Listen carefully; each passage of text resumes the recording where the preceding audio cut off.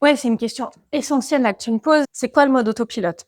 Le mode autopilote, c'est l'idée que dans certaines situations, c'est toi qui lead et parfois c'est une autre part de toi qui lead. Imagine, tu as une voiture. Cette voiture, elle te représente. Donc tu peux la voir en mode sportif, en mode gros 4x4. Prends le temps, déjà, elle ressemble à quoi ta voiture d'un point de vue extérieur? Est-ce qu'elle a 300 000 km? Est-ce qu'elle a 10 000 km? Est-ce qu'elle est neuve? Prends le temps de faire ça comme exercice déjà. Et une fois que là, tu as visualisé ta voiture, dedans, il y a différentes parts de toi. Donc, cette voiture qui représente toi dans ton entièreté, elle est composée d'un pilote, d'un copilote et de passagers à l'arrière. En fonction de sa taille, elles peuvent avoir plus ou moins des passagers. Elle a peut-être des valises dans le coffre, elle a peut-être des valises au-dessus, elle a peut-être plein de choses en plus. Cette voiture, elle avance sur une route qui est la tienne, ta route à toi, ton chemin de vie.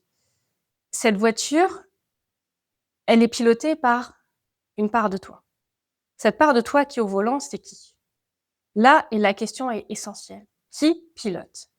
Sachant que cette voiture, elle peut s'arrêter, elle peut aller faire le plein, donc on peut changer de pilote. Mais là, repense à une situation qui t'est restée en mémoire, qui s'est pas hyper bien passée. Repense à cette situation et demande-toi, qui c'est qui était aux commandes de la voiture au moment où il s'est passé ceci et cela? Est-ce que c'est toi de l'âge d'aujourd'hui? Est-ce que c'est toi d'il y a 10 ans, quand tu as vécu une rupture amoureuse douloureuse? Est-ce que c'est toi, quand tu avais 8 ans et que tes parents ont divorcé et que tu l'as hyper mal vécu? Qui a pris le volant à ce moment-là?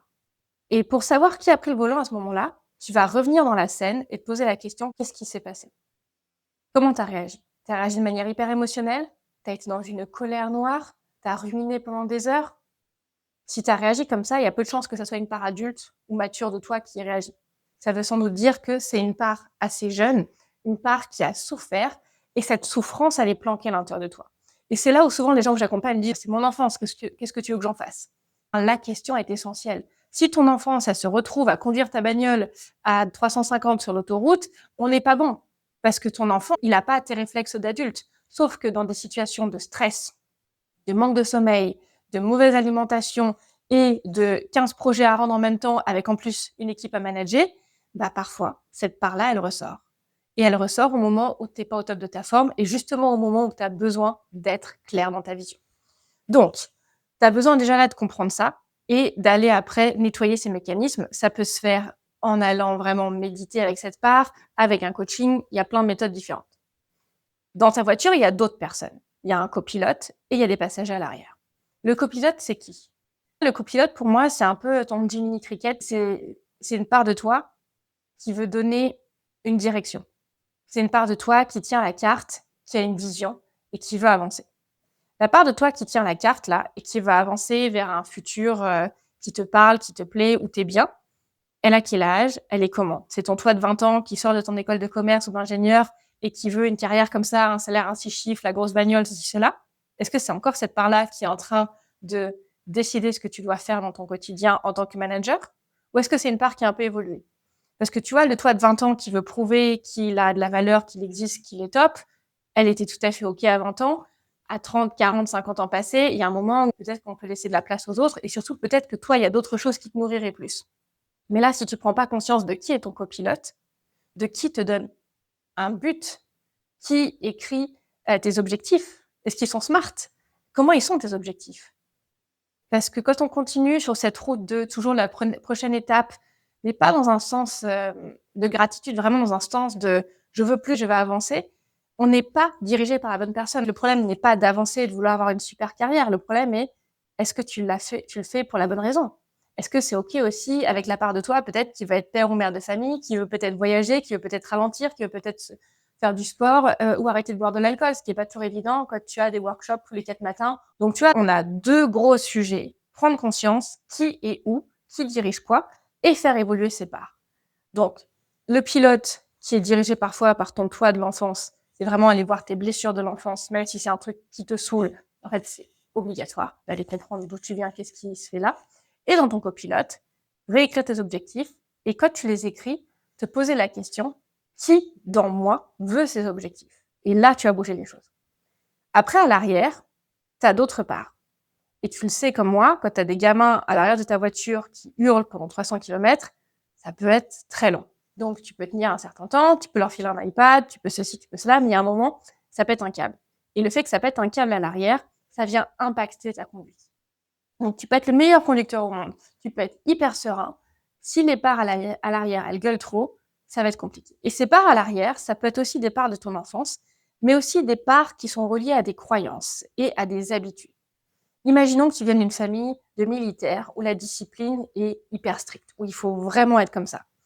Il peut y avoir une part de toi qui ressurgit de temps en temps, qui pète une durite quand un de tes collaborateurs est en retard, quand un de tes collaborateurs te manque de respect, sachant que là aussi, tout est une question de définition et de point de vue.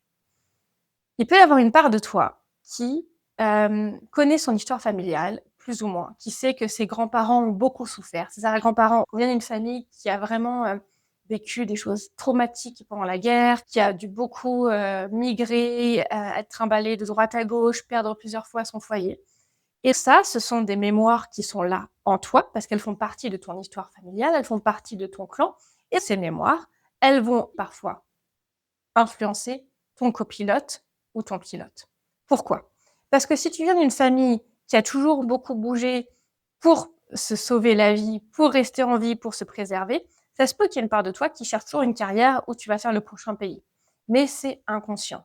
Et tu as l'impression que si jamais tu ralentis, c'est que tu es en train de mourir. Mais ça, c'est hyper subtil, c'est pas écrit comme ça dans ton cerveau. C'est là, toi, maintenant, si tu prends le temps de te dire pourquoi est-ce que depuis 10 ans, tous les 2 ou 3 ans, je change de pays avec ma femme et mes gamins, et alors qu'en fait, j'en ai pas vraiment envie, mais d'un autre côté, j'ose pas dire non.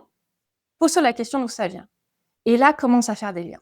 Et c'est comme ça qu'on va vraiment aller alléger ton véhicule, transformer ton vieux 4x4 avec 50 places à l'arrière en une voiture sportive à 4 places où tu auras des passagers à peu près équilibrés qui de temps en temps pèteront un câble, mais qui, dans l'ensemble, vont vouloir avancer vers le même but.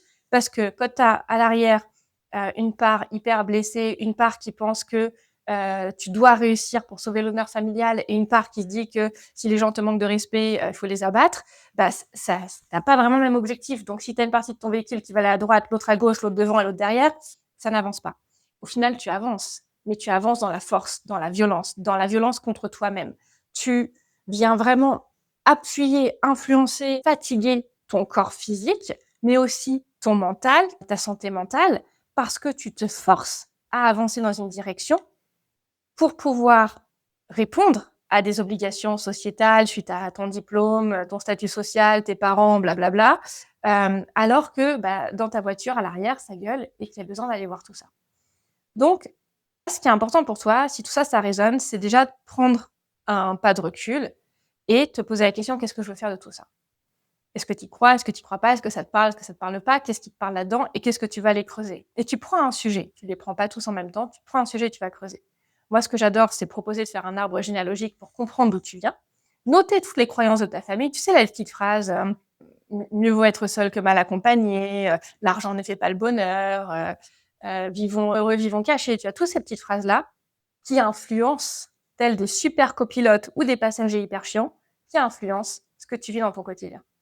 Et là, tu vas commencer à déprogrammer, tu vas commencer à mettre de la conscience. En mettant de la conscience, en ramenant de la clarté, déjà, les choses vont bouger. Et après, si tu veux, tu viens me voir et là, on bosse en profondeur. Moi, ce que j'adore, c'est aller justement avec toi creuser tout ça parce que c'est ma spécialité, c'est ce qui me passionne. Je suis passionnée d'histoire, passionnée des arbres généalogiques et que avec le coaching, avec l'hypnose, avec la méditation, avec plein de pratiques que j'ai appris et que j'utilise depuis 15 ans maintenant, on va aller dézinguer tout ça pour te permettre en fait de retrouver ta verticalité, ta place et donc te sentir bien dans ton quotidien.